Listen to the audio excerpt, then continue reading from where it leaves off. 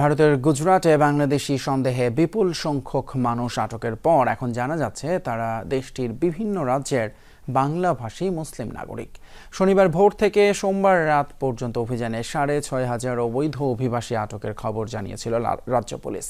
শুধু আটকই নয়, আহমেদাবাদের মুসলিম অধ্যুষিত এলাকায় বুলডোজার দিয়ে গুঁড়িয়ে দেয়া হয় বহু মুসলিম নাগরিকের ঘরবাড়ি।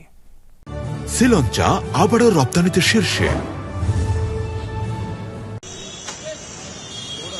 অবৈধ অভিবাসী আটক করতে গোটা গুজরাটে চলছে রাজ্য পুলিশের চিরুনি অভিযান।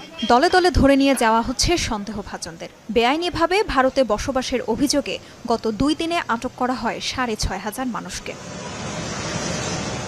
গুজরাট পুলিশ মহাপরিচালকের বরাতে সংবাদ সংস্থা পিটিআই জানিয়েছিল, আটককৃতদের মধ্যে 450 অবৈধ বাংলাদেশি। যদিও সরকারের তরফে ঢাকাকে কিছু জানায়নি দিল্লি। বিবিসির এক অনুসন্ধানে বলা হচ্ছে, যাদের বাংলাদেশি সন্দেহে আটক করা হয়েছিল তারা মূলত ভারতের বিভিন্ন রাজ্যের মুসলিম নাগরিক। গুজরাট সহ উত্তরপ্রদেশ, ওড়িশা, মহারাষ্ট্র ও পশ্চিমবঙ্গের বাংলাভাষী মুসলমানদের বাংলাদেশি তকমা দিয়ে হেনস্থা করার প্রমাণও হাজির করেছে সংবাদ মাধ্যমটি।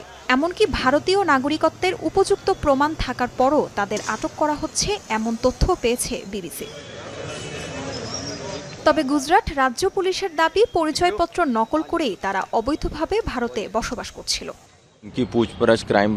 বিপুল সংখ্যক অবৈধ বাংলাদেশি এখানে আছে এমন তথ্য পেয়ে অভিযানে নামে পুলিশ।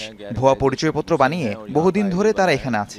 আইডি কার্ডের তথ্যের ভিত্তিতে জিজ্ঞাসাবাদ চলছে। দেখা হচ্ছে তারা কতবার এবং কখন বাংলাদেশে গিয়েছে। শনিবার ভোরে প্রথমে আহমেদাবাদ ও সুরাটে অভিযান চালায় পুলিশ। পরে পুরো গুজরাটেই অবৈধ অভিবাসীদের খোঁজে শুরু হয় তল্লাশি অভিযান। শুধু আটকই নয়, আহমেদাবাদের মুসলিম অধ্যুষিত চান্দোলা লেক এলাকায় ব্যাপক উচ্ছেদ অভিযান চালানো হয়। বুলডোজার দিয়ে গুঁড়িয়ে দেওয়া হয় বহু মুসলিম নাগরিকের ঘরবাড়ি। তাজরিয়ান সোবহান, যমুনা নিউজ।